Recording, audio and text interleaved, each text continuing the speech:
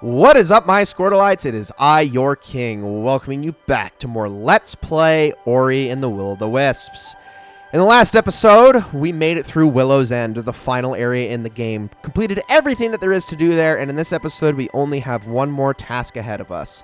Well, two more tasks. This is the first of those tasks, but this is definitely the lesser of those tasks. It's not to say that it isn't an important one, though. We are finally going to finish this up by turning in the last of our Gorlek ore and sprucing up the Wellspring Glades once and for all. This place is, well, essentially now it's just going to look beautiful. He just adds decorations and plants and flowers everywhere, and we've completed it. Much nicer. Funny how a bit of decoration here and there makes everything feel better, eh? Believe it or not, all the dreams I had for these glades are now a reality, thanks to you. After seeing the sands destroy my work back home, I wasn't sure I still had it in me. But I kept my promise, Ori. Together we built a haven for all. And we're done. If we take a look at our map, 100% Wellspring Glades, 100% Bowers Reach, 100% Wellspring, 100% Inkwater Marsh, 100% Midnight Burrows, 100% Luma Pools, 100% Quillox Hollow, 100% Moldwood Depths, 100% Silent Woods, 100% Windswept Wastes, Wind-Torn Ruins, and Willow's End. We're done. We are officially done, obviously, aside from one last task to reach the Willow itself. And before we do that, I feel like we should pay Mote a quick visit. Let's take a look at our statistics here. Time alive, 10 hours and 3 minutes, 99%. I bet you can't guess what is the last 1%. Total deaths, 9. All of those were deaths by hazard. These two are locked because I did not receive deaths in any other manner. This is being killed by enemies of different sorts. Damage taken. Enemy slain, energy spent, life generated. I want to go up to that one. There we go. Abilities upgraded. Biggest single attack. Jumps, wall jumps, dashes, bashes, grapples, distance traveled, distance swam, life cells collected, abilities discovered, total spirit light spent, total spirit light collected, times warped, longest air time, airborne time, glow time, distance glided, distance burrowed, energy cells collected, shard, upgrades collected, shards collected, and percent shards complete. Pretty sure the only one that makes no sense whatsoever is airborne time, because that says 40 hours, when I'm pretty sure that's actually supposed to be 40 minutes. You know, now I think about it, that might be 40 minutes, 5.52 seconds. It just looks wrong when juxtaposed to this, which is obviously hours, minutes, seconds. But there it is. This is the results of this entire playthrough. And now, all that remains is one final task. Before we head on over there, though, I'm going to want to equip Spirit Edge, Spike, and we're going to keep Launch on. That's right, no Regenerate, at least not for the time being. But we can quickly take a look around the Wellspring Glades real quick, just to see the benefit, or reap the rewards of our hard work and everything that Grom has done. Gosh, this place is so pretty. I would want to live in a place like this. I'd like to sleep here. Like, this area is just, it's so beautiful. Gosh dang. And you actually feel like you've accomplished something, like you have earned all of this by doing everything that there is to do in the game. Like, this area is beautiful because of me. The Moki have a home because of me. Tuli, Grom, Talk, Ofer, Amote, Twillin, everyone has a home because of me, and it feels great. The Wellspring Glades is an awesome area, and I love when game developers do this, when you actually get these tangible rewards of just satisfaction for finishing the game. But let's actually finish it. Let's travel back to Willow's End and begin this final ascent to the Willow itself. So I'm going to quickly save before we go any further. And let's head on over this way. So, make sure you have Launch on hand. You are still going to need it, for sure. It is definitely recommended. It's not required, 100%, but I would wholly recommend that you have it for what we're about to do.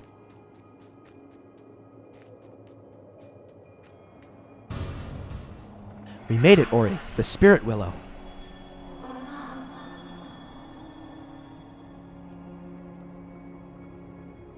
The light will be restored to the land. The damage will be undone.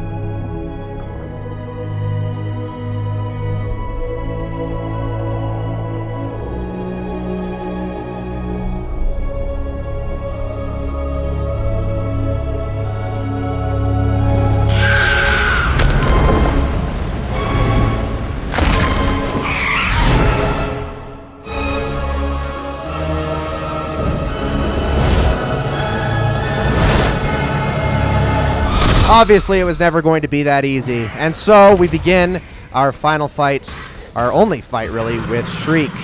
So, you're going to want to be very careful about how you approach this entire fight. You're going to want to launch a lot to get out of the range of her attacks. I'm going to see if I can launch myself up and get some hits in here. Ow. They're taking a lot of damage that I don't want to be taking. Let's move out of the way of that. Hit you a few times. There we go. Okay, not bad. You're going to do your thing. Okay, so she telegraphs these pretty well. Wow, yeah, watch out for that. I almost completely forgot about that. Ooh, that's some good hits right there. Okay, let's see. Can I hit you like that some more times? There we go. All right, I can almost get some health here if I start hitting you. There we go. Okay. Watch out for the Shriek attack. Okay, don't be doing that now, please. Okay, I'm going to launch myself up again. Hit you a few more times. Okay, she is going to... Oh, gosh, what are you doing? Shriek, what are you doing, girl? Oh, I don't know if I like this. Oh, we gotta move. We gotta move, and we gotta move fast. All right, so like I said, you want to make sure that you have launch on hand because it is going to be really necessary for getting through parts like this. All right, we're moving. We're okay. Easy. Everything's okay. We got Kuro's feather. That I took some damage there. We're fine. Keep moving. Holy crap! Ah, no.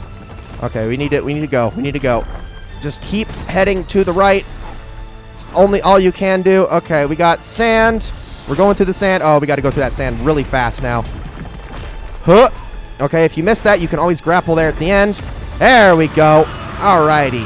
Let's give you some more smacks. Okay, we're fine. Oh, what are you doing? She's doing a thingy. Okay, we're going to want to make sure that we keep those pink ones away from us at all times because those will home in on us. Alrighty. Can I hit you a few more times? No. Stop that. Get some health back. All right, we're good. Oh, boy. She is mad. All right, there we go. Doing another attack. Watch out for those. Hit it a few times. Oh, I missed that. Okay, I'm going to do spike here. Oh, that's some good damage. Okay. Are you doing this attack? Okay, go up. Oh, yeah, you want to launch out of the way of that. I barely avoided that attack. Okay, let's hit you a few times again. Oh, no, I really want to, get my energy back here. Oh, come on. Keep hitting it. There we go. We're doing good. All right. You doing another attack? Watch out. Okay. Everything's good. Make sure you launch over that. Hello. Okay. We're fine. A few more hits. Hup. Up we go. Just float. Oh, gosh. What are you doing? What are you up to? Okay. Those attacks are going to be sent at us. You can actually launch some of those back at her if you are... There we go. If you're careful. Okay. What are you doing now? Oh, are you doing this again? Okay, we're fine. Watch out for the purple ones. Once again, like I said, make sure you use those to bounce off. There we go. What are you up to now? Ow! Okay, watch out for that. All right. Get a few more hits. There we go. There's some good damage. Okay, we've almost got all of our health back, and I can use a lot of spikes to my advantage now. There we go. Did I hit her again? I did. Okay, ow. Oh, gosh, this is bad. That's a lot of damage. There we go. Okay, got her. So So this time, I am going to want to, if I can, and the game doesn't freeze, I'm going to want to switch to Spirit Arc. Here we go. Okay, so now that she is no longer sending down the purple ones, get ready, because you are not about to have any more ground to float upon. You need to use these solely to keep yourself up. This and Kuro's Feather. Get ready for it. It's coming. Can I hit her again? There we go. Oh, I missed on that one. Okay, she's getting rid of the ground. Here we go. Watch out. Go that way. There we go. We're fine. Everything's okay. Oh, gosh, she's doing so much damage. Can I hit you with those? Oh, what the? Oh, what the? It took away my Kuro's Feather. No. Oh, you serious? Oh, my gosh. Okay, that was my bad. Oh, what a dumb way to get a death here right in the final fight. I thought I still had it. Okay, she's doing the attack again. There we go. Just keep using these things to stay up. Okay, I missed. Oh, missed her again. Okay, I've only got so many of those. I need to use them wisely. There we go. Oh. Ow. Okay, this is bad. All right, I am taking way too much damage here. Oh, no, no. We need to hit you with that. There we go. Okay, can we send one of those at you? Thank you. There we go. Oh, got you. Oh, my gosh. Everything's okay. Up. I am taking a lot of damage. And spike! Oh, there we go. Woo!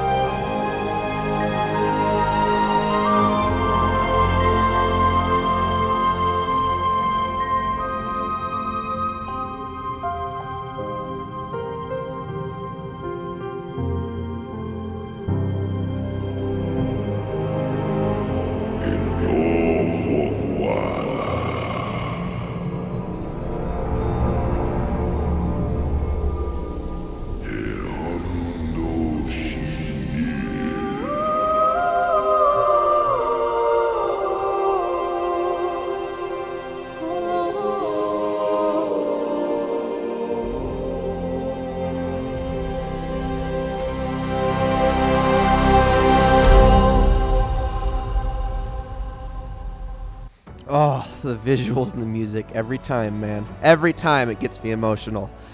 Oh, there's a lot to unpack with that ending there. So let's talk about it here during the credits. So first things first, I'm pretty sure it's been stated, but it's also pretty clearly obvious that Ori and the Blind Forest was supposed to be the only game in this series. It wasn't supposed to be a series. It was just supposed to be Ori and the Blind Forest. But I think that the developers realized as they were going through the game that there was so much more they could do with the concepts and ideas that they had.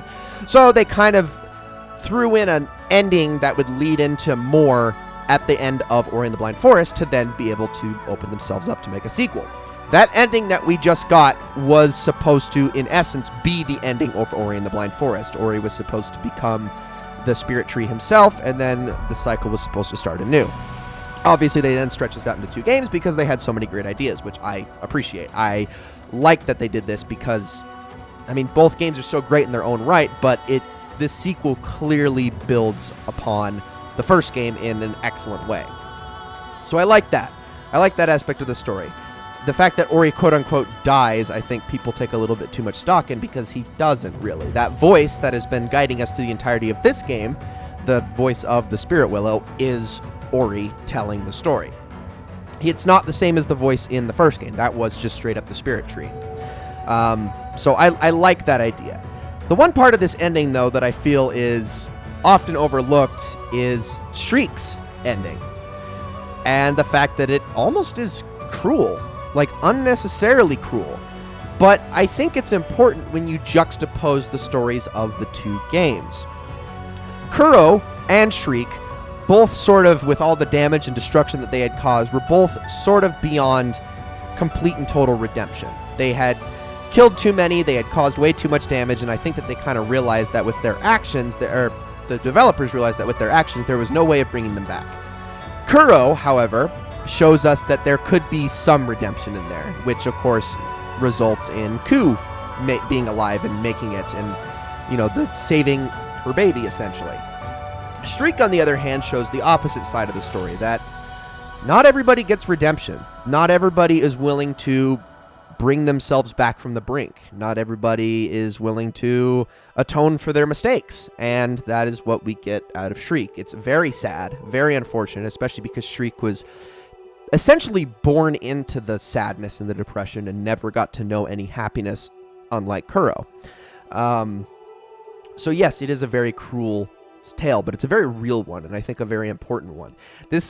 These games often get compared to Studio Ghibli a lot for the way that it builds its world, the way it tells its story, the sorts of creatures that it introduces, and I agree with all those things, but I think it's also worth noting that this game actually tells its story, and this and Ori and the Blind Forest tell their story very similar to how Studio Ghibli does it, in that there's visuals and there's themes and there's all of this world building that people of all ages, from children to adults, can appreciate. But they don't pull any punches. Remember, Studio Ghibli made Grave of the Fireflies. It made Princess Mononoke. It's made these movies that are pretty freaking hardcore. And a game like this, while also having, you know, gorgeous themes and music, and it's beautiful, and you got cute characters like the Mokis and Ori, it also doesn't pull any punches, both in its gameplay and in its storytelling. And I feel like the fact that all of that kind of works together is it's a beautiful marriage of ambition and desire and wanting to make this just this phenomenal experience that, again, anybody can enjoy. This game can be played on an easy difficulty, it can be played on an insane difficulty, and I feel like no matter who you are, you will be able to get some sort of challenge and enjoyment out of this game if you have any like or love for platformers. I was never a 2D platformer guy all that much before this game and its predecessor. This is my favorite video game series of all time now. Just these 2 games alone. Ori and the Blind Forest is probably top 3 for me. The only reason it is not top 3 for me anymore is because it's been pushed out by its sequel. That's how good these 2 games are. They are phenomenal, start to finish, end to end.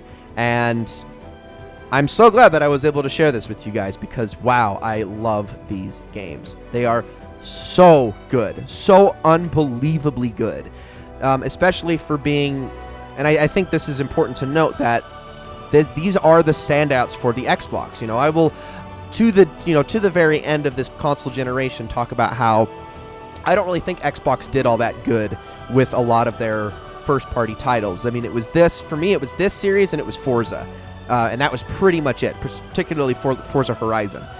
While PlayStation had an absolute plethora of great exclusives throughout this entire console generation. So if we're going to compare those two, I think PlayStation won out overall. But this game and its predecessor alone, Blind Forest and Will-o'-the-Wisps, are the best things that this entire generation has given me. Bar none. Nothing comes close. Even some of my other favorites like Horizon Zero Dawn. These two games are going to stand out, and I think will stand the test of time due to their art style, due to their visuals, due to their music, forever. They are just absolutely brilliant. Everyone who worked on this should be extremely proud of what they've done.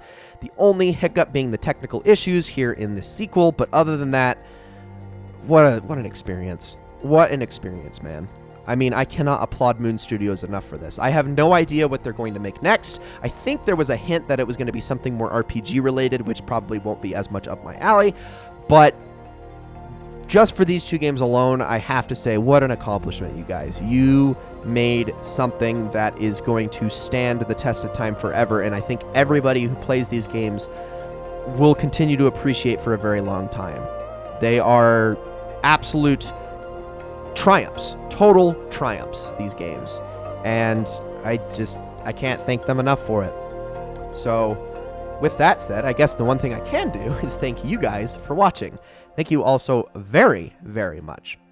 I'm glad to be able to bring games like this to you guys, games that mean a lot to me, because it's kind of the whole reason I even do this channel. I'm able to just gush about things and hopefully instill in you guys some of the same excitement that I feel whenever I play games like this, because they mean a lot. Anyway, that is going to be it for this episode. That is going to be it for this Let's Play of Ori and the Will of the Wisps. I hope you all enjoyed it very, very much, and I will see you all in the next one.